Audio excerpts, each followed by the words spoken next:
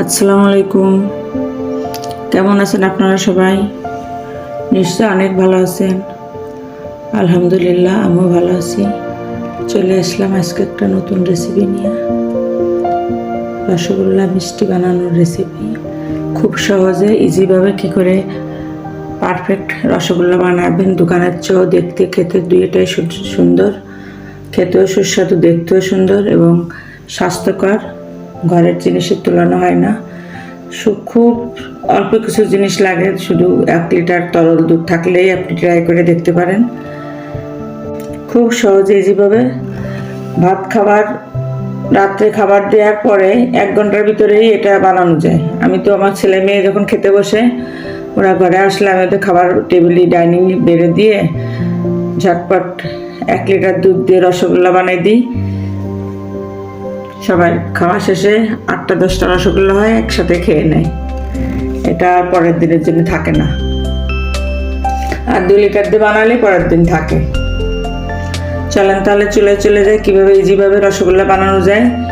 সম্পূর্ণ প্রণালী একটা আপনারা দেখেন, ফলো করেন, আমার ভিডিওটা দেখে একবার চেষ্টা করবেন।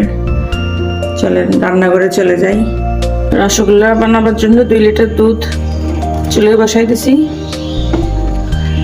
এটা দেশি গরুর দুধ, ফুল ক্রিম। এই দুধে সবসময় ক্রিম থাকে, আর প্যাকেটজাত দুধে তো ক্রিম থাকে না।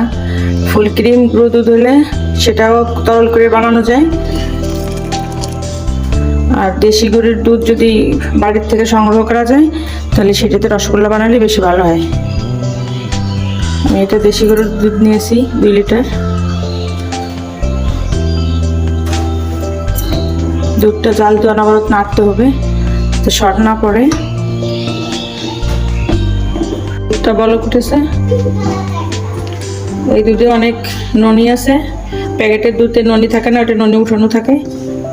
সবসময় চেষ্টা করবেন ফুল ক্রিম তরল দুধ, নয় দেশের থেকে দুধ সংগ্রহ করে বাড়ির থেকে সেই দুধ দিয়ে বানাইলে ভালো হয়। খুব সহজেই বানানো যায় রসগোল্লা, আর এটা খেতে অনেক সুস্বাদু এবং স্বাস্থ্যকর। দোকানের জিনিস তো আমরা জানি না কীরকমের। এটা এখন আমি এটার ভিতরে ভিনেগার দিয়ে দেবো। দুধটা জাল উঠছে, আমি এটার ভিতরে ভিনেগার দেবো। ভিনেগার দেওয়ার নিয়ম হলো, যতটা পানি নেবেন, ভিনেগার নেবেন ততটা পানি দিয়ে মিশিয়ে তারপরে দুধের ভিতরে অল্প অল্প করে ছাড়তে হবে। এই যে আমি অর্ধেক বাটি পানি আর অর্ধেক বাটি ভিনেগার নিয়েছি, 1 বাটি। এটা দিয়ে এখন নাড়া দেবো।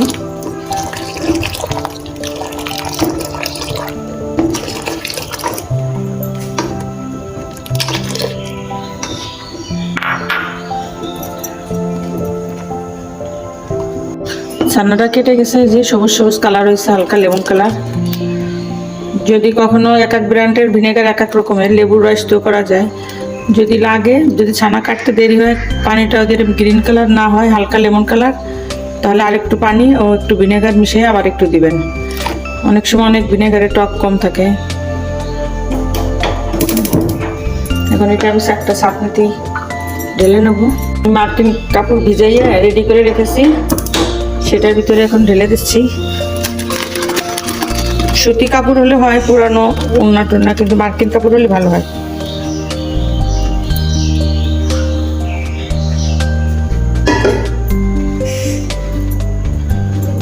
ছানাটা এখন একটু ঠান্ডা পানিতে ধুয়ে নেবো ভালো করে।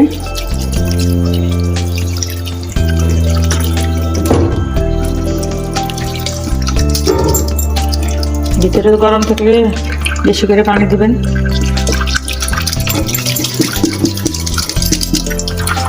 এরকম নাড়া দিয়ে পানি দিলে পানিটা নিচে চলে যায়, গরমটাও চলে যায়। ভালো করে ধুলে ভিনেগারের টকটা থাকে না। গরম নাই, ঠান্ডা হয়ে গেছে। এখন আমি এটাকে সুন্দর করে মোড়াইয়ে রেখে দেবো। এটা সাথে সাথেই করা যায়, আমি বেশিরভাগ সাথে সাথেই করি। মার্কিন কাপড়ে দিলে চিপড়ে সাথে সাথেই করা যায়। আবার কেউ এরকম আধা ঘন্টা 1 ঘন্টা রেখেও দেয় এরকম। আমি এখনই করবো। আমি মাঝে মাঝে আমার ছেলেদের একদম 1 ঘন্টার মধ্যে রসগোল্লা বানাই খাওয়াই। কেন ওদের এই আমার হাতের রসগোল্লাটা অনেক পছন্দ।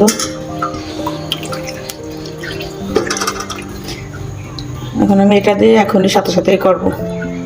এরকম একটা শুকনো টাওয়ালের ভিতরে আমি একটু মুড়াই রাখবো, যাতে যে পানিটা আছে তাড়াতাড়ি চুষে যাবে। 5 মিনিট এরকম রেখে তারপরে চিনি শিরাটা বসাই দিই।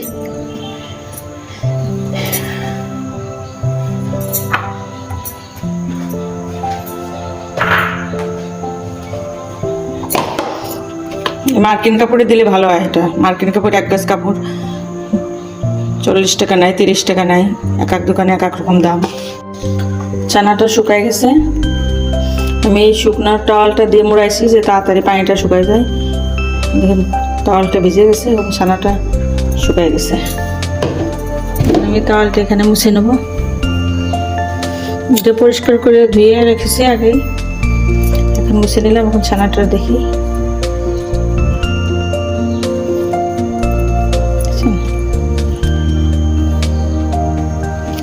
এই মার্কিন কাপড় দিলে ছানাটা তাড়াতাড়ি পানি শোষে এবং এটা তো নেট এজন্যই পানিটা তাড়াতাড়ি ছানার থেকে বেরোয় যায়, দেরি করা লাগে না। আর যদি একটা শুকনো টাওয়াল দিয়ে রেখে দেন তাহলে দেরি করা লাগে না। আর যদি শুকনো টাওয়াল না থাকে তাহলে তো চাপা দিয়ে, টাওয়াল কি পুরানো উন্না এগুলো দিলেও হয়, সুতি কাপড় হলেই হয়, চাপা দিয়ে রেখে দিতে হয় অনেকক্ষণ। এখন আমি এটাকে সুন্দর করে ময়ান দেবো।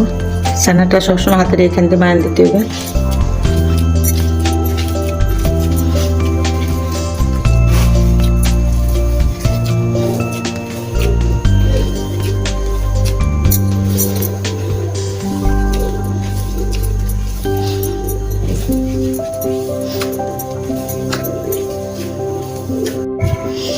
ছানাটা হয়ে গেছে, একদম আঠা হয়ে গেছে। এটা 2-3 মিনিট মতলে হয়ে যায়, বেশিক্ষণ লাগে না। আমার রান্নাঘরের এই টেবিলটা আমার কত কাজে লাগে দেখেন। যদি পরিকল্পনা করে করা যায়, একটু মন মতন করে, একটু বড় করে। যারা তো করে ফেলছেন তাদের তো কিছু করার নাই। আর যারা এখনো রান্নাঘরের কিচেনের এসব কাজ করেননি, ভবিষ্যতে করার ইচ্ছা আছে, নিজের একটা কিচেন ছোট হোক বড় হোক, তারা অবশ্যই চিন্তা করবে রান্নাঘরের এই টেবিলটা একটু বড় করে দিতে। একদম সফট হয়ে গেছে।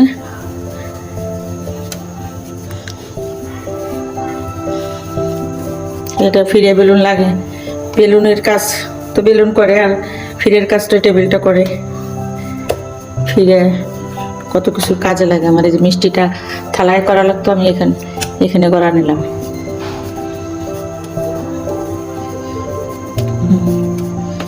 ছানাটা রেডি। আমি এখন এটার জন্য দিব 1 চা চামচ চিনি। এই 1 চা চামচের 1 চামচ চিনি দিব। 1 চামচ কর্নফ্লাওয়ার আর দিব 1 চামচ ময়দা। 1 চা চামচ ময়দা, সামান্য একটু খাবার সোডা কি বেকিং সোডা আমি দিচ্ছি। বেকিং সোডা 1 চিমটি, 1 চিমটি বেকিং সোডা। আর দিব 1 চা চামচ গুঁড়া দুধ। এটার সাথে আমি 1 চা চামচ গুঁড়া দুধ দিচ্ছি। এটা পড়ে গেছে একটু বেশি, 1 চামচ ভরে দিলাম। এখন আমি সুন্দর করে এটার আগে মিশিয়ে নেব।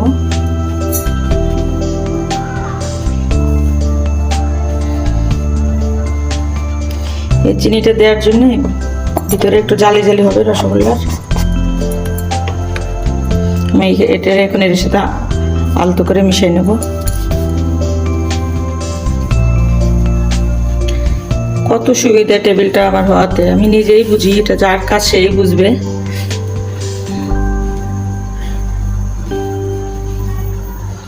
এটা পরিষ্কার করতে ইজি, ব্যবহার করতে ইজি। ফিরেতে খালি নড়াচড়া করে, সরে যায়। এটা তো সরার কোনো ভয় নেই। আলতো হাতে চিনিটারে, চিনি, ময়দা, কর্নফ্লাওয়ার না থাকলে অ্যারারুট দিলেও হয়, আর অ্যারারুট না থাকলে শুধু ময়দা দিলেও হয়। এটা বাইন্ডিংয়ের জন্য দিলাম।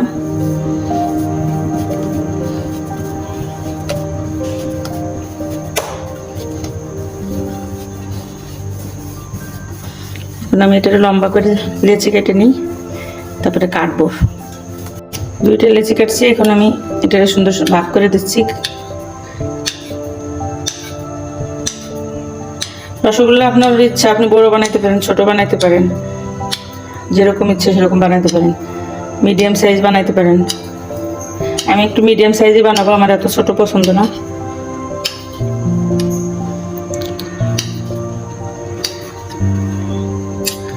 এখন আমি একটা একটা করে এরকম হাতে একটু মাখায় আছে, একটা একটা করে এরকম করে গোল করব।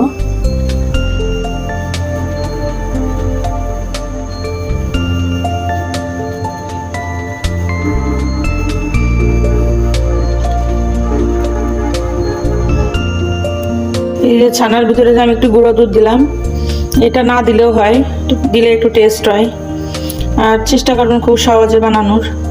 আমি আজকে রসগোল্লা দেখাচ্ছি, আর একদিন স্পঞ্জ রসগোল্লা বানাবো ইনশাল্লাহ।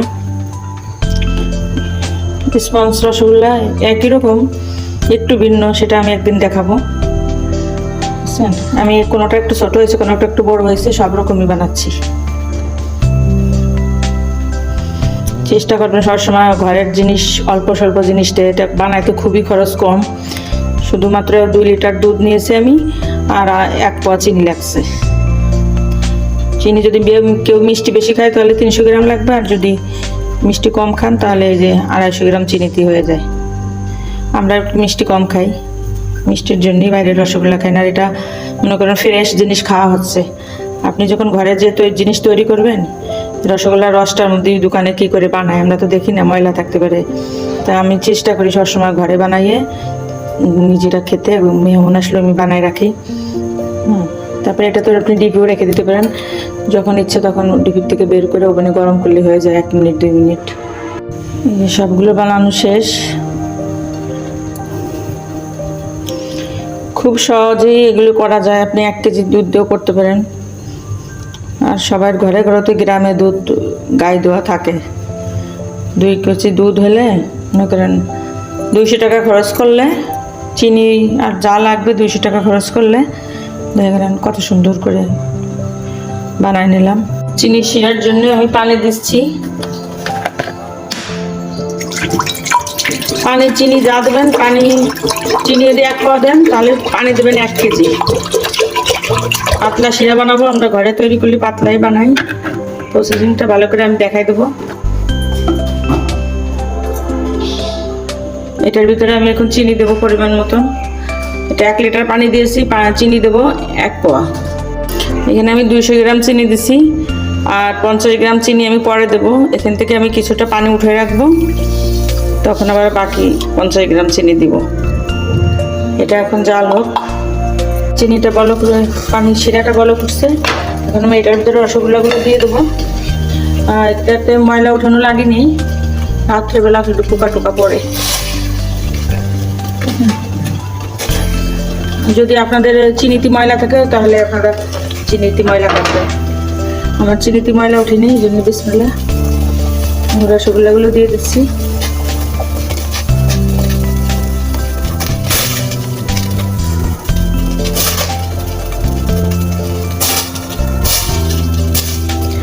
আমি এখন ঢেকে দেবো। এই উপর দিয়ে খালি দেখবো, আর এটা উঠাবো না। এরকম 15 মিনিট থাকবে। ঢাকনাটা আমি উঠাবো না, 15 মিনিট এভাবে থাকবে।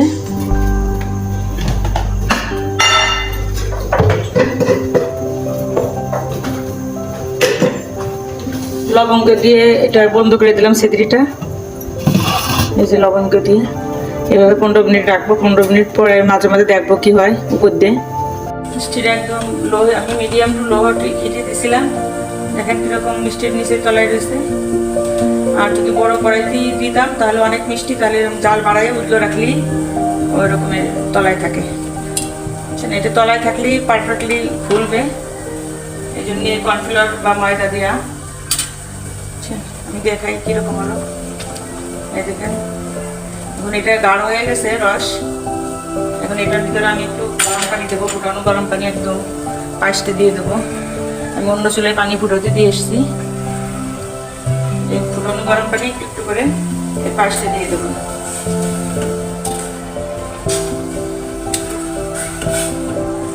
এখানে 1 পোয়ার মতো পানি আছে, যাতে মিষ্টিটা ওই যে গাঢ় হয়ে গেছে রস, সেই জন্য গরম পানি দেওয়া। 10 মিনিট ধরে জ্বালালাম, রসটা তো গাঢ় হয়ে গেছে। এখানে 22 থেকে গরম পানি দিতে হয়। আর পানিটা অবশ্যই গরম এবং ফুটানো পানি লাগবে। দেখেন আমি অন্য চুলায় এটা ফুটাই দিয়েছি।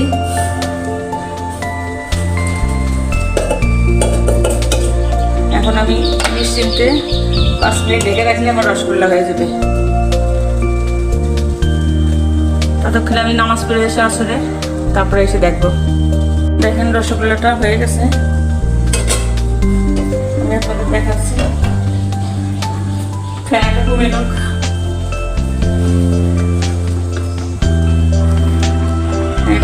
একদম ফুলে বড় বড় হয়েছে, দেখতে পাচ্ছেন। এরকম আর কিছুক্ষণ থাক।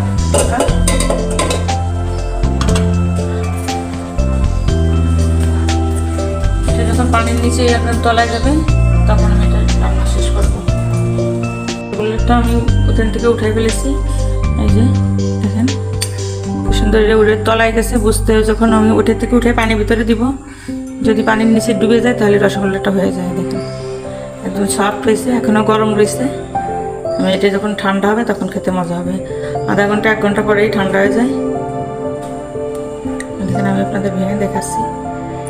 এগুলো চিপড়েলে রস বেরোয় যায়, আবার পানির মধ্যে ভিজলে আবার ঠিক হয়ে যায়। দেখেন এই যে আমি ভেঙে দেখাচ্ছি ভিতরে কীরকম অবস্থা। এখন একদম গরম, তুলতুলে নরম। আচ্ছা, যখন ঠান্ডা হবে তখন একটু শক্ত শক্ত হবে, হালকা শক্ত হবে। এখন আমি এটা ধরে রেখে দিছি। ওই পানিটা কুসুম গরম আছে, ওর ভিতরে ঢেকে রেখে দিছি যাতে রস একদম ফুলে যায়।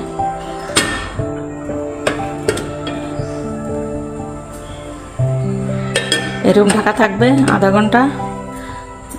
যতক্ষণ ঠান্ডা না হবে ততক্ষণ ঢেকে রাখবো। ঠান্ডা হলে তাহলে পরিবেশনের জন্য ডাইনিংয়ে নিয়ে যাবো।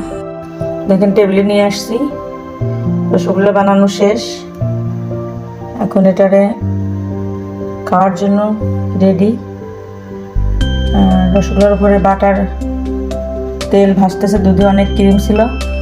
আমরা যে গরুর দুধটা নিয়েছি তরল দুধ, ওটা নুনি ছিল অনেক, সেই জন্য তেলটা উপর দিয়ে ভাসতেছে।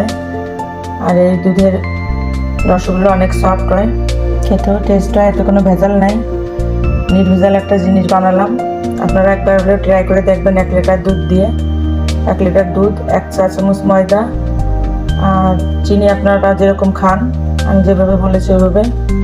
সামান্য একটু খাবার সোডা নয়তো একটু বেকিং সোডা একটা দিলেই হয়।